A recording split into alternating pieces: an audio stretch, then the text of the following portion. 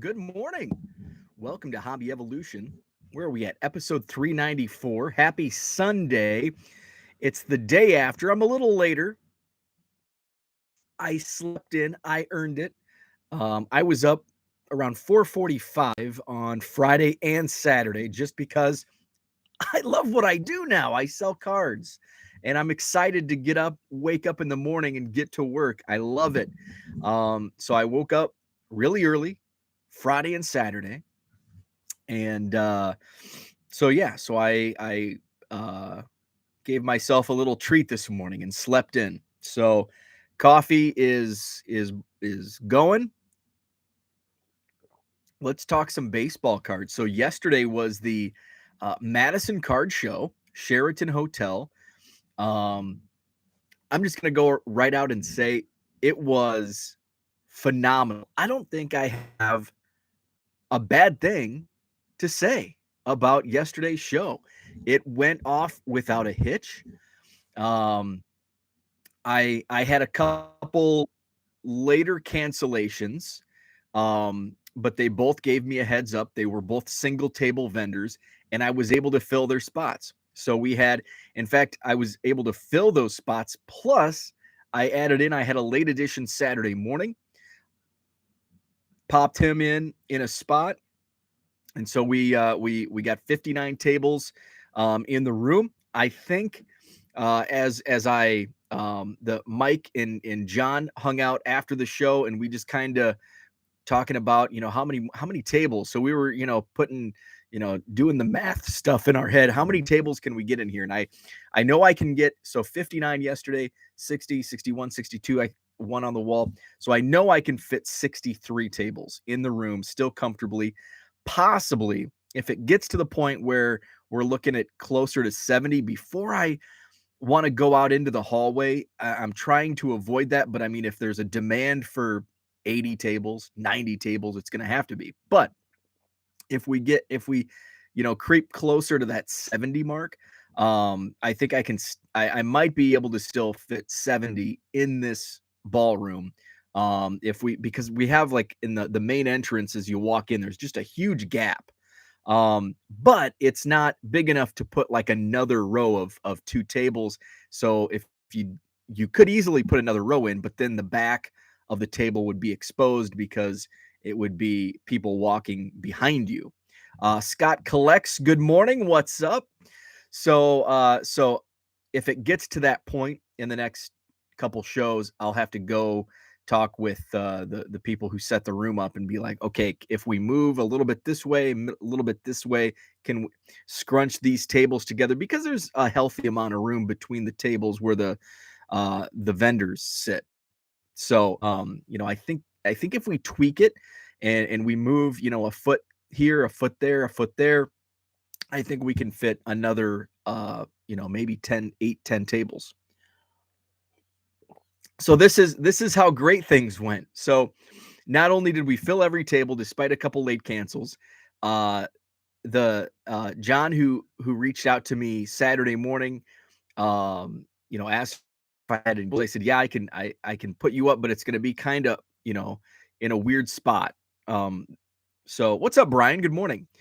So I took a picture and I'm like, okay, I can put a table in this spot. Are you okay in the flow of the room? He's like, yeah, I'll take it. So set him up, and he liked it. There's like a concession area on each side of the room, and so I think for like a bar, for like, because they do weddings in this room, so I think for like the bar. So he liked the shelf. So I had another vendor who was on the wall, and he has a lot. He had a 1929 Churchman Babe Ruth. He had some really cool vintage. His dad owned a card shop long ago. He's going to bring supplies to the next show. I'm like, yeah, supplies will fly. I always have people asking if somebody is selling supplies. So he's going to do really good. So I was talking with him, and he's like, and I told him, I'm like, yeah, I even filled that spot over there. And he's like, I really like, can I have that spot next month? And I'm like, well, yeah. I thought it was just kind of like the last minute addition spot. So I told John, and I'm like, yeah, I have another vendor who and John's like, well, I don't know if I want to give this spot up. I like this spot. But there's another corner, because there's another concession on the other end. So I can they can both have it next month if they want it. So it's like everything, even when when I think things went sideways, they still worked out in the end. Turnout was amazing. I think we had a little less attendance than what we had at the September show.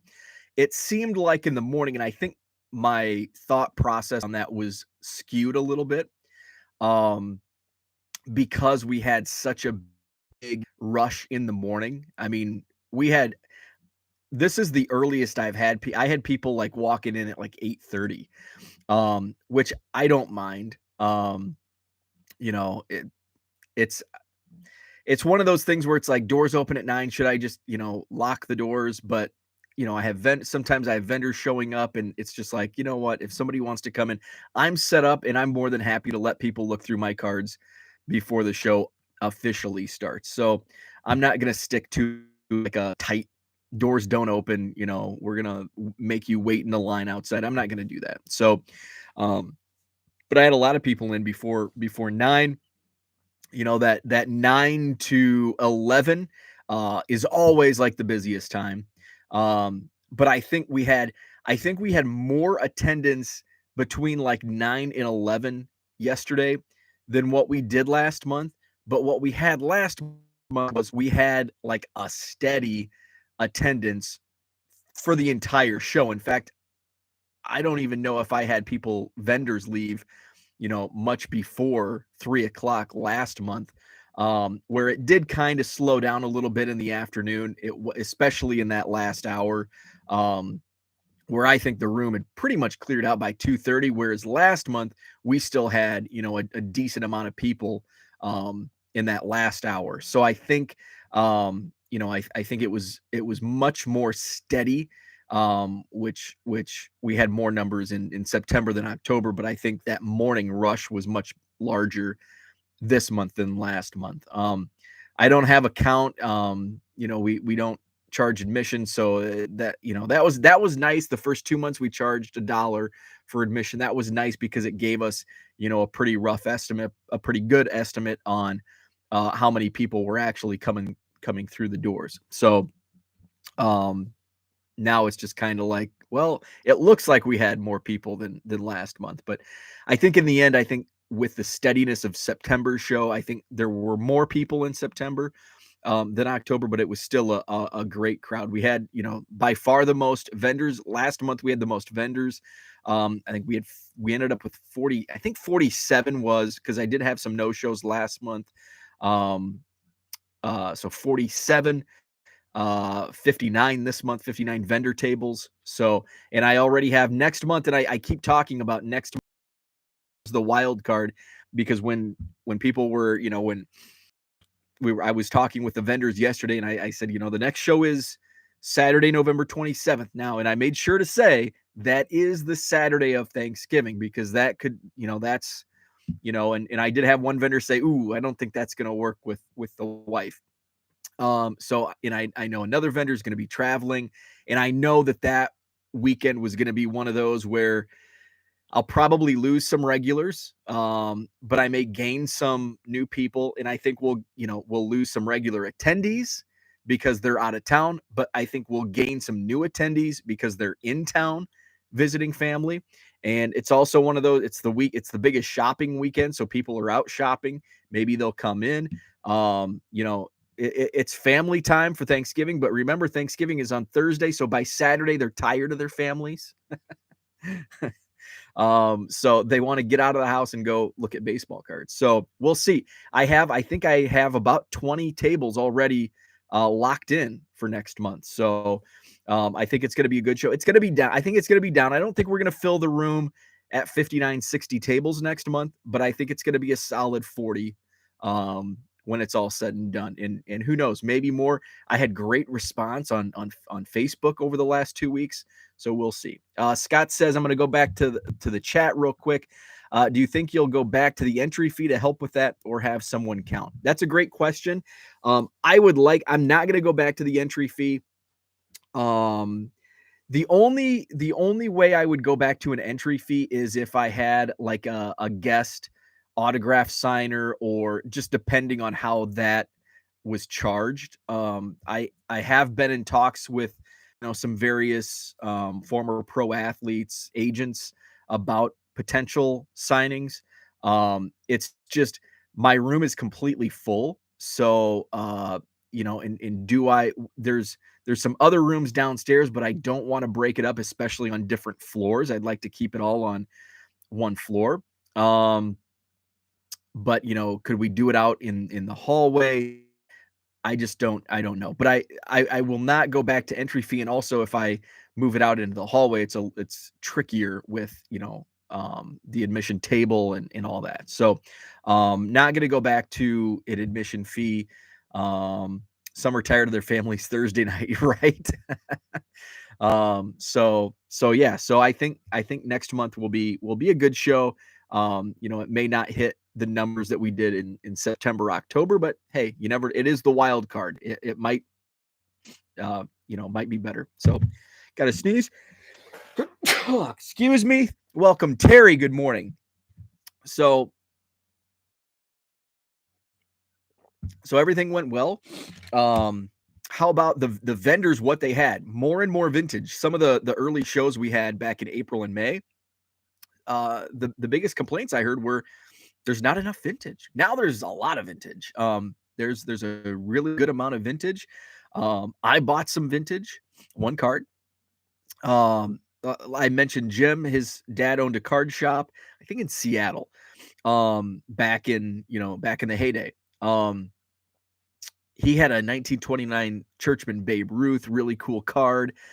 He's got a bunch of, oddball vintage, which I like.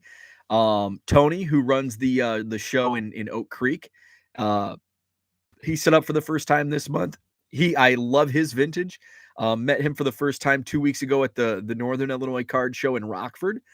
And I had my eyes on a 1934 batters up Billy Herman, and instead I was going into my first week in full sale, full-time sales of cards. So it's like I need it. I'm looking for inventory, not Cubs cards. So I bought a bargain box outright instead of buying any Cubs. So had my eyes on that. It's like, okay, let's see how I do. I had a great show sales wise. The bargain boxes were a hit. I'm gonna buy that Billy Herman. So I bought the Billy Herman. I did tweet a picture out. It's on my Twitter feed from yesterday. Billy Herman batter up. It's a really cool card. And Tony has some awesome stuff. He's actually, if you're in the Milwaukee area, he's set up at the Buena Vista show today. That's in Milwaukee. And then his show in Oak Creek is November. I want to get the date right, so I'm going to get the calendar out. I think it's the first Saturday in November. Let's see. Yeah, Saturday, November 6th. So I will be there. Zach, I don't think you're live with me, but if you watch the playback, Zach, I will be there. Well, look forward to. I feel like we've been longtime friends, Zach. We've never met, so it's going to be awesome to meet you guys. So that's November 6th, Oak Creek, Wisconsin. And then the weekend after. So November is going to be a great month for shows. I think every weekend I've got a show going on, whether I'm going to be setting up or walking the floor. So Saturday, November 6th is Salvation Army in Oak Creek, Wisconsin. So I'll walk the floor as an attendee for that show. Saturday, November 13th is the Northern Illinois Card Show in Rockford at the Rock Church on Harrison Avenue. I will be set up as a vendor. Bargain Box Bo will be there. That's Saturday, November 13th in Rockford. And then the weekend of 20th, so November 19th, 20th, and 21st is the Chicago Sports Spectacular in Rosemont at the Donald Stevens Convention Center. I will be there all 3 days as an attendee, walking the floor.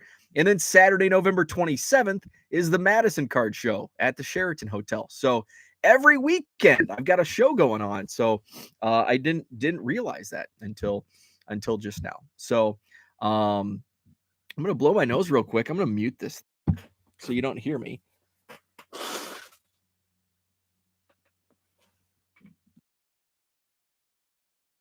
I think I muted that, did I? Okay, is this thing on? Yes, it is. Okay, so Mark from Iowa was set up. He's got a good selection. He's got a ton of slabs, and he has both vintage and modern slabs. So he was set up. We had I had a few Pokemon dealers. I had Josh. He's on Instagram and Twitter, Card Castle. He had 3 tables of all Pokemon. I had the Cardboard Bros. They were mostly all, I think, all Pokemon as well. So we had a little, some of that. There's a Game Hole Con, which I'd never heard of, but it's a big gamers convention. It was, well, I think it's still going on at the Alliant Energy Center, which is the big convention center across the street. And a lot of the gamers stayed at the Sheraton. So we probably had some foot traffic from those attendees from the convention that were looking for Pokemon Magic and stuff like that. So what's up there, Zach? Good morning. Um, what else? Attendance was great. We had no reported thefts. We had a couple issues last month with theft. So no reported theft, no issues. So that's awesome. That's what we want to see. What else did we have going on? So yeah, it was overall it was a phenomenal show. Can't wait until the next one, and it's going to be a busy November of card shows every weekend in November. Oh, by the way, and I've got it in, probably you have a saint of a wife. So I get home yesterday, and my wife wasn't home. The car was in the garage, so I'm like, oh, that's weird. So a few minutes later, my mother-in-law dropped her off. She was with her mom, and she's like, "Did you see the basement?" And I'm like, "Uh-oh." So my basement, as you can see behind me, is kind of a mess. I have a storage area. I have a storage room where, like, the beer fridge, where we put like random stuff. A lot of it's my over overflow card stuff, random crap. And it's an absolute disaster. It was an absolute disaster. So she goes, Did you see the basement? And I said, oh God, no. So she's like, go check it out. So we go down, and she's like, yeah, we broke our backs. My wife and my mother-in-law cleaned the storage area yesterday, and looks amazing. So she's gonna win wife of the year. I'm gonna have to take them out for a nice dinner. Because it looks completely different. I'll have to show a picture and tweet it out. So that was awesome. Oh, my bulk buys. So I went into the show yesterday, like, I'm just gonna sell, like, I bought the bulk boxes. I bought 2, a 5-row and a 4-row box at the Rockford show from doing the buying bulk boxes over the last several months. So it was one of those things where I'm just gonna sell today, not gonna buy anything. Although I did plan on buying the Herman. So Steven, who sets up, and I'm glad I had him set up across from me, because I had him on the opposite end of the show last month. And he kind of does he does what I do as far as buying bulk boxes and collections, like times 10. Like, he's a storage unit. He has like a storage unit. So I'm digging through, and he had dollar boxes, and he had some basketball rookies, like prism colors, mosaic colors, and I'm like, oh wow, there's some good stuff. And it's like, those are dollar boxes. So I'm like, okay, cool. So I knew there was some stuff in there. And I know he's looking to sell bulk. So I'm like, hey, let's talk at the end of the show with what you have left. But there was some stuff in there that I wanted to grab before other people grabbed. So midway through the show, I'm digging through, and I'm just gonna look at comps to see, okay, is this a value at $1? Can I sell it for $3, $4, $5? And there were a lot of cards in there that I think may sell for even $10. So I bought about 30. I think I bought, or maybe 35. Bought about 35 of the dollar cards. There were a few. There was a Jordan Poole pink mosaic in there, rookie. There were a couple other Jordan Pools that they've been flying off my eBay store. Some Eric Paschal color mosaics. And then there were some James Wiseman Prism Draft color. And I'm like, holy cow. I know he hasn't started off the best, but he was a high pick. And hey, for a buck on colors, even now, even in the downtime right now, there's still that potential. I can, make this a quick flip for a few bucks. So picked off some of those. End of the show, he goes, all right, let's talk bulk. And he had, I think, 5 boxes, 4 4-row boxes, and maybe like a shoe box. And there was a bunch of a lot of these cards were top loaded. So value in that alone. So I'm like looking over, and I had a price in mind that it's like, okay, this is a good, because there was a stack of James Wiseman Prism Draft. Now, these are not like, there were some Prism rookies of like Nick Richards, Vernon Carey, some of those that, they're probably right now dollar cards, but if they blow up, but I just don't know if they will. So the football, the football was a wild card. We didn't even look through the football because even though I need football for like my bargain boxes, I don't know the football market. So I just kind of stay away from, especially the dollar boxes on football. So I didn't even look through the football earlier on in the show. So I knew like I'd gone through all the basket, like I knew what was in there for basketball. So I had a price in mind, and I always let the seller decide that. And so he's going through, he's like, I'm trying to think what's a fair value, but also I don't want to take these home. So he goes, how about 150? Like, sold. So that's what's that? What's 150 divided by 5? What's that? $30 a box? That's the right math. So $30, yeah. So that comes out to and I would say they're not all full. So $30 a box. Let's say they're 4-row boxes, not completely full. So maybe 1,500 cards. So what's 30 divided by 15? That's like 2 cents a card. So 2 to 3 cents per card. And a lot of these, are easy flips for $2-3. A lot of the stuff I'll put in my dollar box for the Rockford show in 2 weeks. A lot of the stuff, there's a lot of quarter cards in there. So I'll throw those because I want to have a new for November box, but I just don't know if I guess I'll be at 3 different card shows. So there's a good chance I'll have enough bulk for enough of a new box for November. So new boxes for November, especially the Chicago show. So great, 2-3 cents a card for dollar box. Heck of a deal. So very happy. Gives me more and more basketball. Now I'm swimming in basketball rookies from the last 2 years. So it's one of those fun things where you go through, and like Jordan Poole blew up, and he was last year or this summer, he was kind of a secondary. He was in the 25-cent box. And so I'm digging through the 25-cent box, and the 125-cent box I bought outright at the Wisconsin Dell show. I think I got the cards for about 12 cents a piece. And I pulled like 50 or 60 Jordan Poole rookies, and they're selling for $2-3 a pop.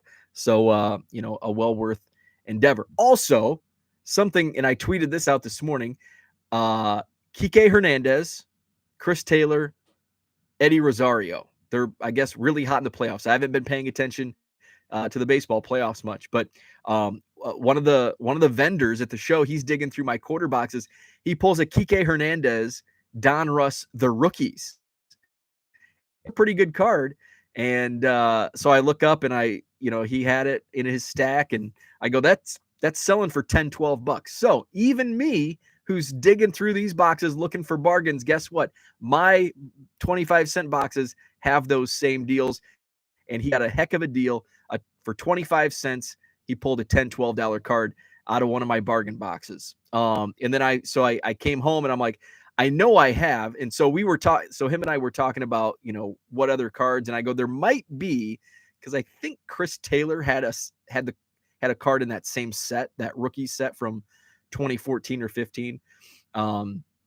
So we were looking up like other Chris Taylor rookies, and his first Bowman, I think, is in 2014. I have a ton of 2013 to 2016 Bowman, and these are guys that, I kind of wrote off, so they're just in common boxes. So I dug through one last night. I pulled some Tyler O'Neills. I think those are 2016 Bowman.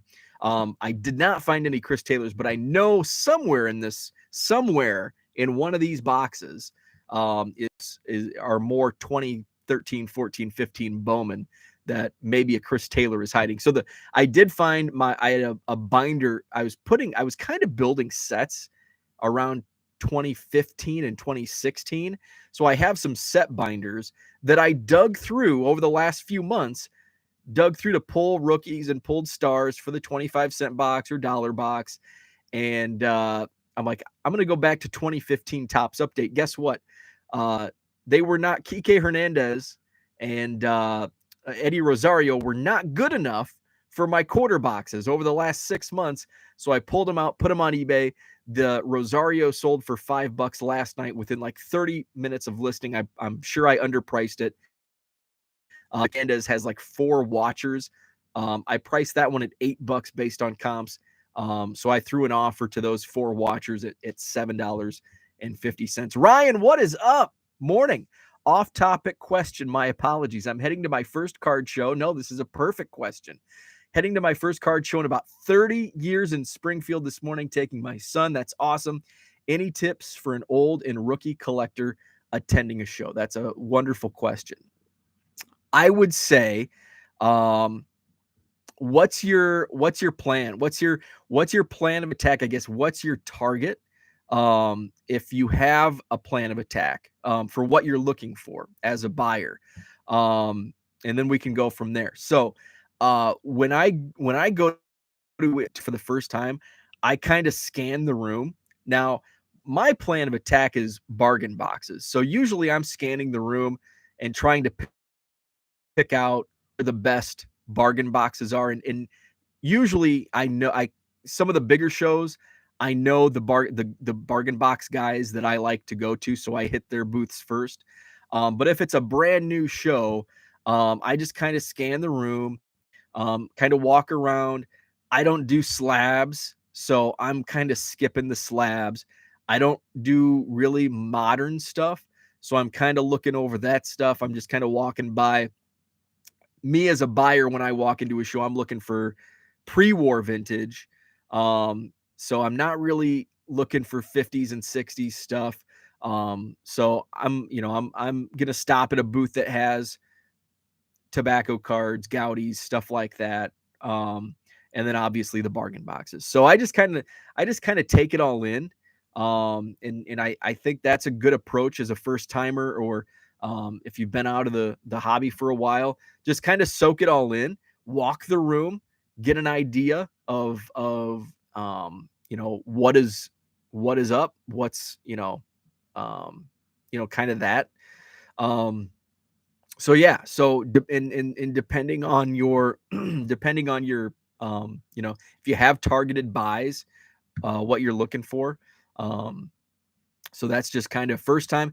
Anything I do first time, I just kind of soak it all in. And that way, for the second show you do, you're kind of what's going on. So that's kind of my one piece of advice would be to just soak it all in, walk the room, and if you have a target, if there's something you're looking for, just kind of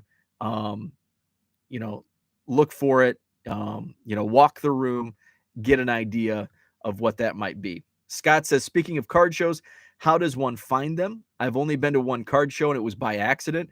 I walked into a place and they happened to have a card show going on at the time. Another great question. Somebody asked me this on Twitter this morning or last night. Go to Beckett.com, Beckett, like the Beckett magazine. Go to Beckett.com. They have a card show calendar. And most card shows, I'd say 75% of card shows advertise, and it's free. So every card, it should be 100% of card shows, because that's where most people look. So go to Beckett.com, card show calendar, and most card shows will advertise on the Beckett Card Show calendar. So that's the number one spot. There are also, if you Google there, I know there's like an Instagram account that tracks card shows. I think there's a Facebook group. There's some other, I think either Sports Collectors Digest or Sports Collectors Daily have a card show calendar as well. So check out those sites. But Beckett.com, that would be my first stop. So they still have a good listing on there. I know they used to have them listed in their guides. I didn't realize that was still a thing. Yeah. They still have magazines, and they still they do a website. So yeah. So those are some good spots. So there was one other thing that I was gonna touch on. And now I lost my train of thought. I think it was about the bulk buys. But it wasn't important. If it was, I would have remembered. So that's the Madison Card Show. It was great. Oh, that's what I wanted. DM me if you come across any Reed Detmers cards. He's a local kid. Oh, I didn't know Detmers was from Central Illinois. That's awesome. Granted, I'm a niche collector, so not sure how the show will go, but it would be cool to experience one on purpose. Yeah, absolutely. So, and actually the reason the what I had on my mind was Ryan. So Coach Brown. Oh, he's from Nokomis. Really? I did not know that. So somebody from my high school, when I was covering high school sports, Mike Parsons came up. Now Mike is the son of a basketball coach that was one of the first basketball coaches that I broadcasted a game for in radio. And we were talking about this yesterday. I think it was my very first. His dad, Jeff Parsons, coaches Weathersfield High School in Kewanee. And he was coaching Roseville when I first met Jeff, Coach Parsons. And I think Roseville played in the Williams Field Thanksgiving tournament. And I'm pretty sure Galva versus Roseville was the very first high school basketball broadcast I ever did play-by-play on the radio. So because I still remember like a lot of those coach interviews from my early days, because I was like 18 or 19 years old, had no idea what I was doing. So that was fun. So he came up, he's in the Quad Cities now. He came up and know him from like social media, and obviously I know his dad. So it was great to meet him. Unfortunately, Mike's a Cardinals fan, but he's still a good guy. Hope he's watching. Brian, my boy Ian Anderson is making his hometown proud. I traded you a couple for a dozen last year. Yes, that's right. Yes. Ian Anderson. That's very cool. So that's what I had for today. Awesome Madison Card Show. I'll be writing it up as well.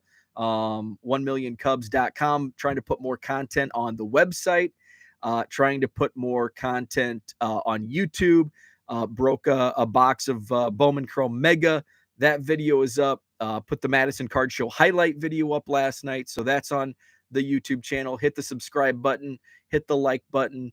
Trying to build the YouTube audience. So I know I picked up several subscribers over the last few days, so that's awesome. So look out for more content. Back to Monday through Friday, 7 a.m. Central Time for the show Monday through Friday. So back at it tomorrow morning. Tomorrow I'm in listing mode. Gonna get that scanner. I'm also gonna write up a review on the Fujitsu scanner. There's a video on the channel about the card scanner that I got last week. Love it, hate it. I love it, and I'm gonna use it, and I'm gonna really fire it up tomorrow. Hopefully, I can get 500 listings on eBay tomorrow. That was my goal last Monday, and I didn't hit that goal. And the reason I didn't hit that goal is because I didn't have the scanner, but now I think with the scanner, I can blow that out of the water. So we'll see once I really get in the groove with it, be humming along so I can get some of those cards added. So have a great Sunday, Ryan. Enjoy the show. Hopefully you can join in the live chat tomorrow morning and tell me about it. Great stuff. Have a great Sunday, and we'll chat tomorrow.